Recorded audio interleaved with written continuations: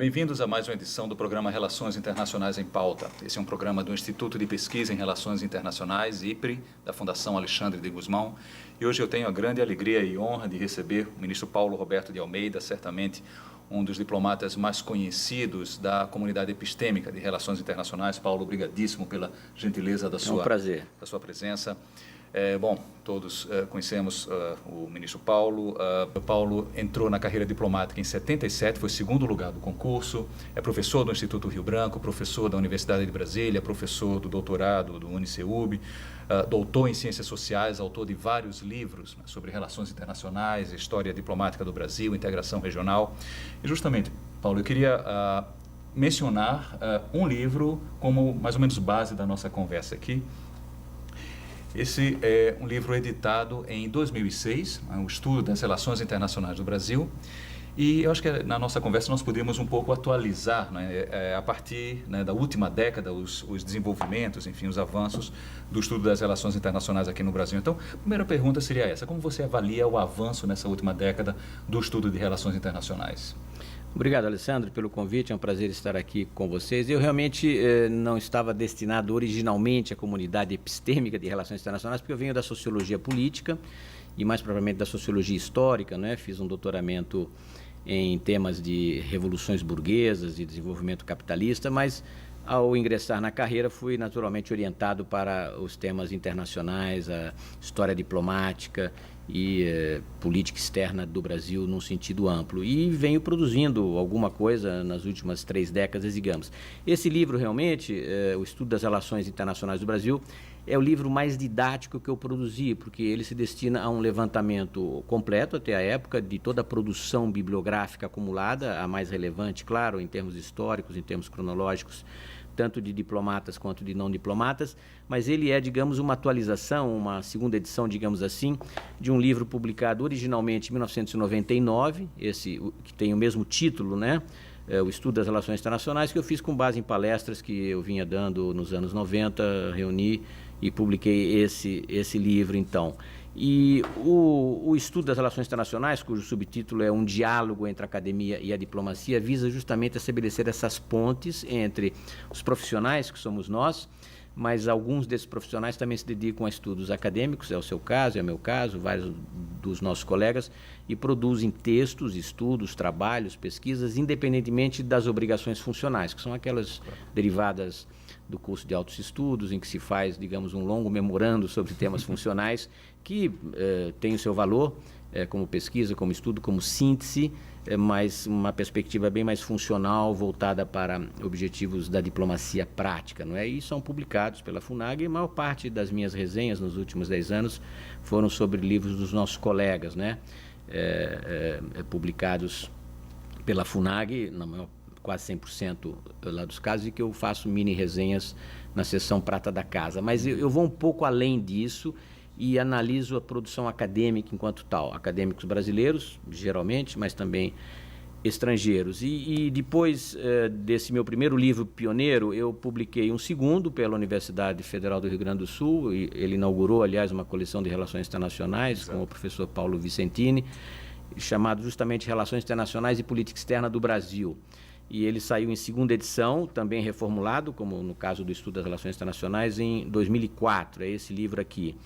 Em seguida, eu continuei elaborando. Como na minha carreira eu tive muito foco em relações econômicas internacionais do Brasil, rodado Uruguai do GATT, temas de integração em Montevidéu, novamente na Secretaria de Estado em temas financeiros, econômicos em Paris, em Washington, né? E eu continuei trabalhando, portanto, em relações econômicas internacionais. Esse meu livro também é didático, né? O Brasil e o multilateralismo econômico tem uma conotação histórica. Todos os meus livros têm uma grande fundamentação histórica. É uma síntese da evolução do Brasil no sistema multilateral, desde o século XIX até a conclusão, ou melhor, até o início da rodada Uruguai, né? Em 87, e a síntese já da rodada Uruguai em 94. Esse daqui, como eu trabalhei sobre integração há muito tempo, fiz 2 livros sobre o Mercosul, na verdade 3, e acabei publicando uma pequena síntese em francês quando servi em Paris, lá na Europa. E continuei no mesmo estilo, né? Esse meu livro eu também gosto muito. Os Primeiros Anos do Século. É um título aroniano a mais de um título. O Raymond Aron, conhecido da comunidade, evidentemente, foi um grande pesquisador, um grande professor, um grande polemista e um publicista, um intelectual de primeiríssima qualidade. Ele deixou um livro póstumo quando ele morreu. Eu li as memórias dele, né, publicadas em 83. Ele morreu logo em seguida. E póstumamente saiu um livro chamado Les Dernières Années du Siècle, né? Os Últimos Anos do Século. Ele havia previsto desde 47 o grande cisma da Guerra Fria, a divisão, o impasse nuclear, mas não a guerra total, justamente pela arma nuclear, e desenvolveu muito nos seus estudos de polemologia, não é? de estratégia, de segurança. E esse Dernières Années du Siècle antecede a implosão do comunismo, antecede o fim da própria União Soviética. E aí esse livro, que foi publicado em 2002, em homenagem ao Raymond Aron, se chama Os Primeiros Anos do Século XXI, portanto, o Brasil e as Relações Internacionais. É uma abordagem não necessariamente aroniana, mas retomando os grandes temas da obra, digamos, aroniana, para o lado econômico, que é um lado que ele não desenvolveu totalmente, ainda que ele tenha vários títulos. É um título que eu gosto muito e tem já um debate sobre globalização, não é? Eu continuei. No início, logo em seguida, publiquei esse livro que trata mais de política interna brasileira, mas com alguns temas de política externa, a grande mudança, emulando talvez o Karl Polanyi na grande transformação, não é? Agora, o meu grande livro de pesquisa, e esse eu gosto muito, é pesquisa histórica, não é mais debate de atualidade, é esse, né? Formação da diplomacia econômica. O conceito de formação, making of, faz menção a grandes sínteses de grandes períodos. Tivemos vários, formação da economia brasileira, Celso Furtado, formação da literatura brasileira, Antônio Cândido, The Making of, The Building, etc. Esse é um livro de pesquisa que tem uma origem curiosa. Eu estava na rodada Uruguai, em Genebra, tentando compreender os fundamentos das posições brasileiras em política comercial, portanto, no final dos anos 90, início dos anos 2000, e o que ocorreu foi que, ao tentar entrevistar colegas, muitos foram arredios, muitos foram relutantes em conceder entrevistas, claro, porque a rodada estava se desenvolvendo e havia temas sensíveis de posição. Então eu abandonei a atualidade e fui para o passado. Como os mortos não reclamam, não é? Porque eles já estão mortos, eu pesquisei todos os relatórios da diplomacia brasileira do século XIX e fiz esse livro que cobre a nossa diplomacia econômica no século XIX, ou seja, comércio, finanças, investimento, mão de obra, etc. Continuei trabalhando, aqui é um livro mais de polêmica, Globalizando, não é? Que é um livro de debate sobre os antiglobalizadores, e eu sou um globalizador convencido.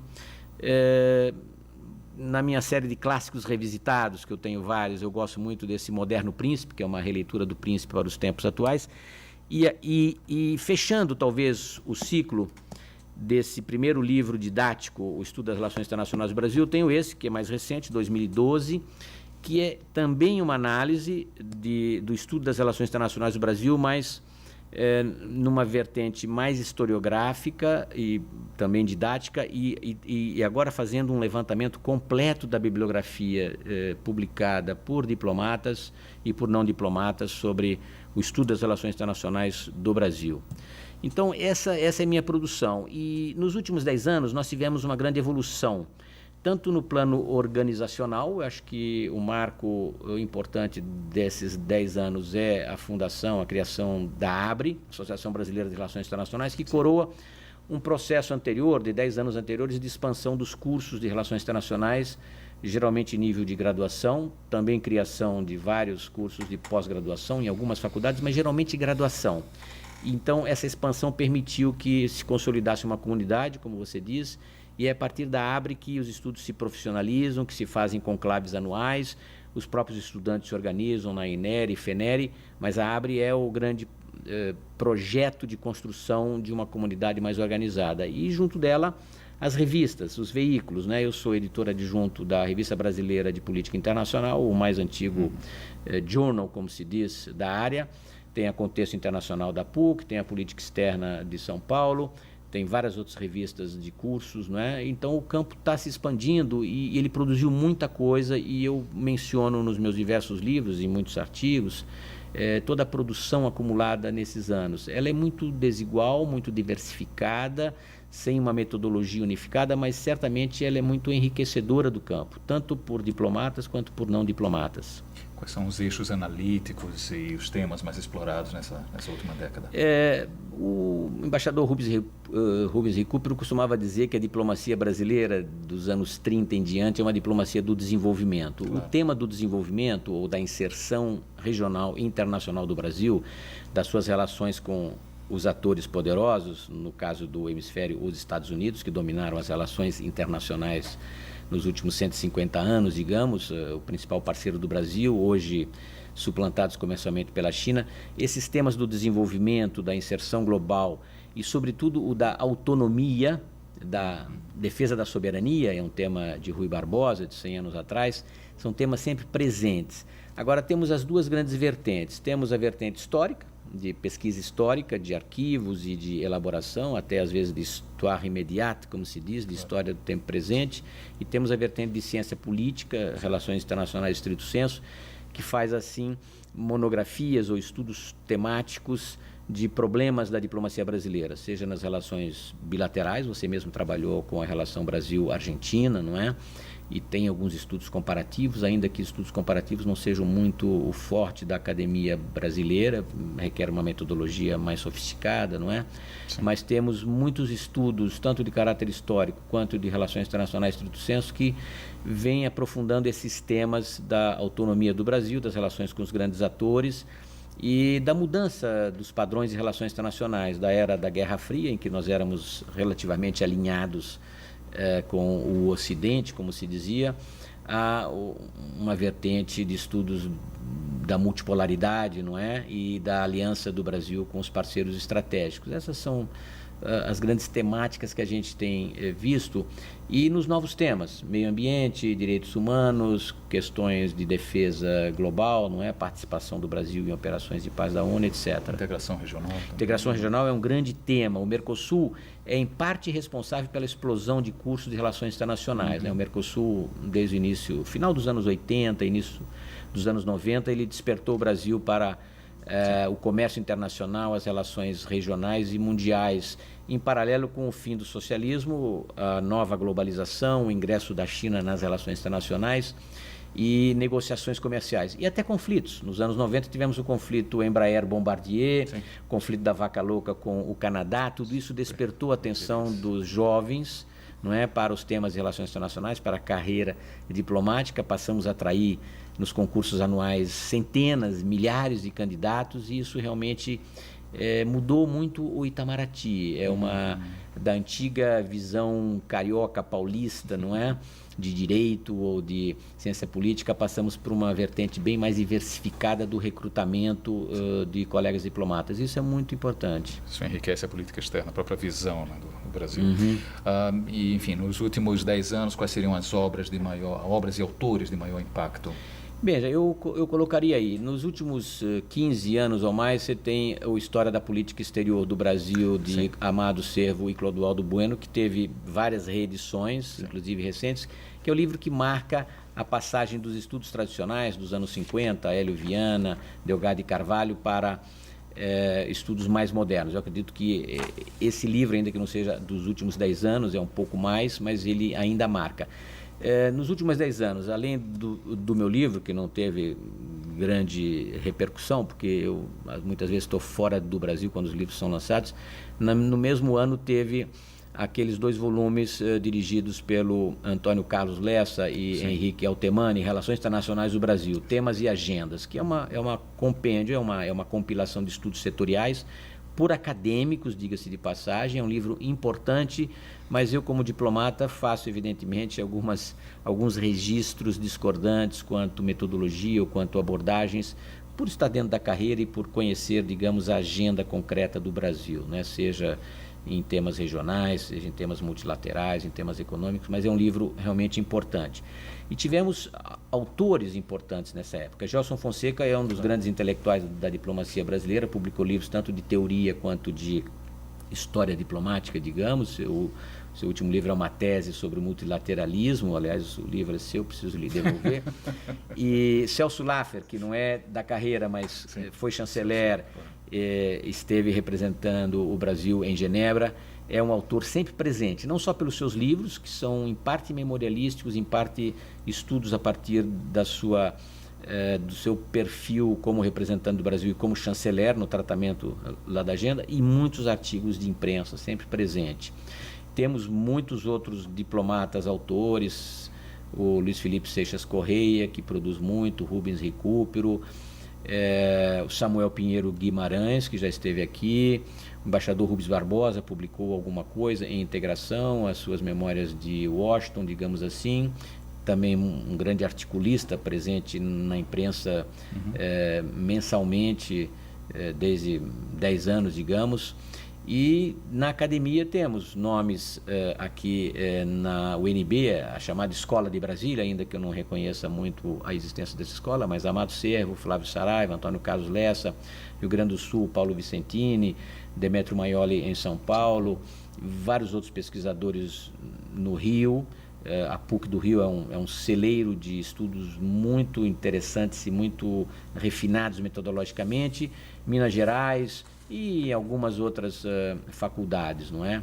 Mesmo pelo interior. Eu acredito que nós temos um bom manancial de autores e hoje começamos a publicar em inglês, o que potencializa a nossa audiência. A Revista Brasileira de Política Internacional, ela está inteiramente em inglês agora e em formato digital também, o que permite ampliar enormemente a sua audiência. A Contexto Internacional também começa a publicar preferencialmente em inglês e eu acredito que é a passagem para a globalização da nossa comunidade, não é?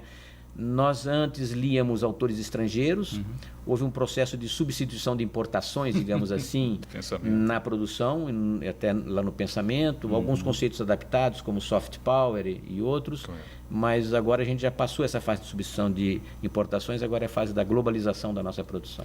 Vários desses autores que você mencionou participaram de um projeto aqui da FUNAG, Pensamento Diplomático Brasileiro, né?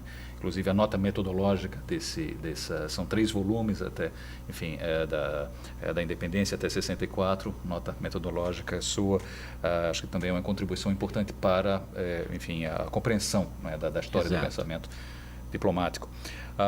Em termos comparativos, né, Brasil, Europa, Brasil, Estados Unidos, será que o avanço, né, da pesquisa em relações internacionais, do conhecimento, da produção própria, já permite discernir alguma contribuição específica brasileira para o estudo das relações internacionais? Eu acredito que não. Ainda é muito cedo para falar de uma perspectiva brasileira. Mesmo essa obra que você menciona, que aliás resulta de um projeto meu, que originalmente se chamava Pensamento Brasileiro em Política Internacional e não Pensamento Diplomático Brasileiro. Eu tenho algumas dúvidas quanto à existência. Existem diplomatas com pensamento, sem dúvida nenhuma, mas não diplomatas também, que colaboraram na construção intelectual, digamos assim, do universo conceitual das nossas relações exteriores, entre eles o Rui Barbosa, o Rio Branco, evidentemente, Santiago Dantas, Roberto Campos, não é? Vários autores, seja no passado distante, seja mais modernamente, nós temos alguns autores, mas são poucos. Alguns são intelectuais, alguns tribunos, outros diplomatas, profissionais ou temporários, mas mesmo esses 3 volumes do Pensamento Diplomático Brasileiro, que eu propus e fiz uma introdução metodológica, evidentemente, eu considerando todos os capítulos, eu noto muita desigualdade metodológica, muita não homogeneidade de estilos, não é? Eu acredito que ainda falta muito para construirmos um pensamento diplomático ou mesmo uma digamos, uniformidade metodológica no tratamento das relações internacionais do Brasil. Estamos muito aquém do que existe na Europa e nos Estados Unidos. Não que eles tenham unidade metodológica, mas eles têm diferentes vertentes de pensamento e muita gente trabalhando em cada vertente, histórica, ciência política, comparatismo, e aí você tem uma produção extremamente rica. O Brasil ainda precisa evoluir muito para chegar num estágio comparável, inclusive ao de vizinhos aqui. O Chile tem uma uma produção relevante, mesmo assim a Argentina, o Peru, o México, não é? Nós estamos, como eu disse, numa fase de... Já deixamos de engatinhar, fizemos uma substituição de importação, mas ainda temos muito a produzir para densificar essa nossa área. Ainda a respeito da produção de conhecimento, e aí focando especificamente a pós-graduação, mestrado e doutorado, o IPRE faz periodicamente um mapeamento das teses e dissertações produzidas pelo Brasil. Ótimo trabalho. E o último levantamento trouxe algumas conclusões interessantes. 49% da produção de teses e dissertações é feita aqui no Centro-Oeste, sobretudo Brasília, claro. Quase metade, portanto, do que das teses e dissertações são produzidas aqui na região, 40% na região Sudeste. Você vê, é realmente o desnível. Exato. E, curiosamente, a região Sul, que foi uma das primeiras, como você mencionou bem, né, por força da integração, né, Santa Maria, URGS, etc., foi nos anos, sobretudo, 90, houve um crescimento, uma expansão muito grande que depois foi ultrapassada, né, pelo Sudeste e pelo Centro-Oeste. Outros dados interessantes, a questão de gênero, né? Normalmente o público feminino é o que mais está presente na graduação em relações internacionais, mas na pós-graduação há uma inversão, ou seja, majoritariamente masculino. 55% dos homens são autores de teses, né, de dissertações de mestrado, 55%, e 45% mulheres. E no doutorado, o hiato é ainda maior. 64% das teses de doutorado são escritas por homens e 36% por mulheres. E apenas, ainda para mencionar esse último retrato, não é, muito recente, em mestrado e doutorado, a Universidade de Brasília é a que produz maior número, né, de trabalhos. Em mestrado, o segundo lugar está PUC-Rio e terceiro USP. USP recente, já ocupando uma posição importante. O ERJ, o Programa Santiago Dantas, vem logo em seguida. Isso no mestrado. E no doutorado, depois da UNB, a USP já é o segundo lugar, Unicamp, terceiro, UPERJ e em quinto o UERJ. Então, esse é mais ou menos o retrato das instituições. Da produção de teses e dissertações. Exato, que aponta para uma... É interessante, claro, o Brasil até os anos 50 e início dos anos 60 estava concentrado no Rio, no plano cultural, intelectual e diplomático, evidentemente. Nos anos 70 se desloca para cá e aí começa o papel da UNB e do próprio Itamaraty, não é? Porque professores do curso pioneiro de graduação em Relações Internacionais eram em grande maioria diplomatas, né, que estiveram nos cursos pioneiros da UNB nos anos 75, 80, e depois a graduação foi sendo construída. Há essa osmose, eu não diria osmose, mas uma interação muito fácil entre diplomatas e acadêmicos em Brasília, por questões muito naturais de mercado, né? Aqui estão as organizações internacionais, as embaixadas e a diplomacia, isso atrai. Na graduação é interessante essa concentração feminina. Eu acredito que relações internacionais em graduação tornou-se o equivalente da psicologia nos anos 60, quando todas as meninas iam fazer psicologia, né? Nós homens fazíamos ciências sociais porque queríamos fazer a revolução no Brasil, não é?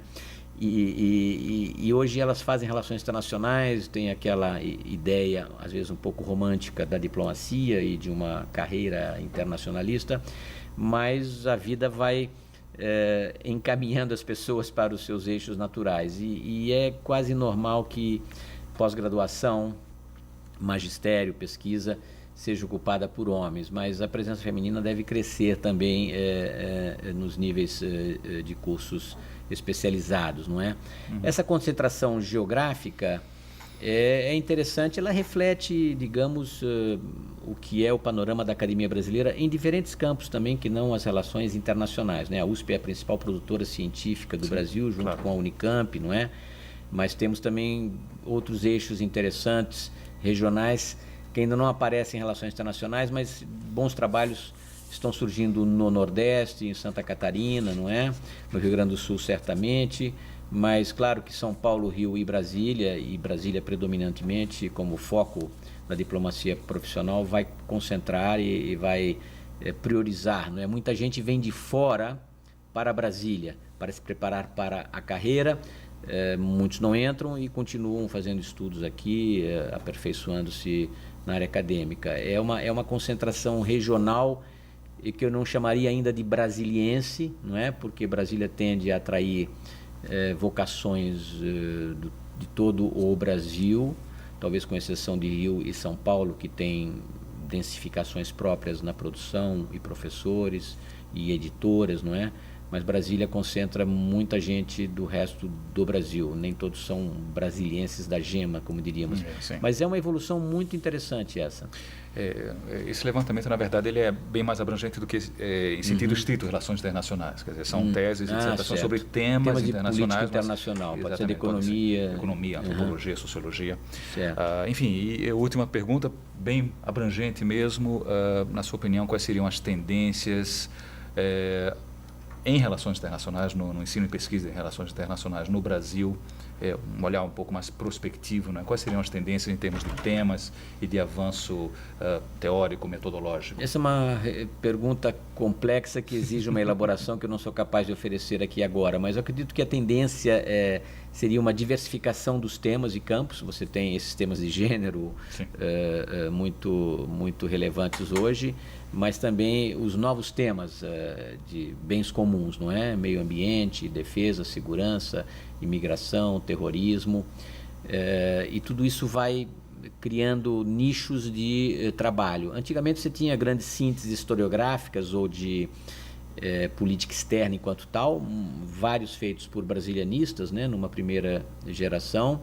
Depois a produção própria brasileira, alguns grandes nomes se destacaram, são professores, já estamos passando por uma segunda ou talvez terceira geração de professores e pesquisadores, e eu não consigo ver agora uma tendência muito clara em torno de algum tema. A diplomacia do desenvolvimento segue sendo um tema prioritário para o Brasil, mas ela também se diversifica, não é só comércio, não é? Tecnologia, cooperação internacional em áreas sensíveis, mesmo segurança, não é? Transportes, comunicação, novos meios de transmissão de conhecimento, tudo isso vai gerando uma crescente produção. Acredito que a gente precisa fazer uma pesquisa fundamentada. Eu sugeriria que na próxima ABRE, se possível, houvesse um painel de balanço da produção nos últimos 10 ou 15 anos, mais em pós-graduação do que em graduação, não é? E esse balanço de produção, como eu fiz uma vez para os brasilianistas lá nos Estados Unidos, ofereceria já um mapeamento do que foi produzido, os grandes eixos, as grandes análises, as abordagens, os temas preferenciais, uma evolução disso, já a identificação de autores e obras, e a partir daí você poderia construir algumas hipóteses quanto à evolução futura no Brasil, mas eu não me arriscaria agora a dizer que ela será por determinado eixo ou outro. E no mundo é impossível dizer, né? Você tem novos atores surgindo, né? Na Ásia-Pacífico, a Índia, mesmo na América Latina, a diversidade de processos de desenvolvimento entre o pessoal globalizador da Aliança para o Pacífico e os bolivarianos vai uma grande distância, inclusive em termos de orientação de estudo. Então, eu acredito que o caminho é esse, é uma diversidade temática, metodológica, uma contínua importação de ideias, interação, redes, trabalhando em inglês, e o aprofundamento dos estudos no Brasil. Isso é inevitável. Muitas editoras universitárias têm coleções especializadas em relações internacionais, e aqui no Brasil, no Ministério, a FUNAG é a maior editora brasileira em relações internacionais, com a vantagem de oferecer gratuitamente seus livros a milhares de alunos espalhados do Oiapoque ao Chuí. Todos eles têm acesso às publicações da FUNAG. Isso é fundamental, isso é extremamente relevante. A visão de democratização mesmo do conhecimento das relações internacionais. E o banco de dados do IPRE pode ser muito útil para esse levantamento, né? Certamente. Quando você começa a trabalhar e você quer desenvolver um tema, você precisa buscar os especialistas, os professores, quem publicou, onde, o que, aonde eu tenho acesso. Então, um banco de dados como vocês estão fazendo, de teses, dissertações, autores, obras, temas, cursos, né? Lá disponíveis, é extremamente relevante. Na minha época a gente tinha que buscar enciclopédia nas bibliotecas para fazer trabalho. Hoje em dia você tem no iPhone ou no tablet ou no computador, você tem tudo isso disponível. Isso é extremamente gratificante. Excelente. Paulo, muitíssimo obrigado mais uma vez pela gentileza. de seu testemunho. Foi um prazer. Estarei sempre à disposição. Muito obrigado. E a você também que nos acompanha, muito obrigado. Relações Internacionais em Pauta fica por aqui e até a próxima.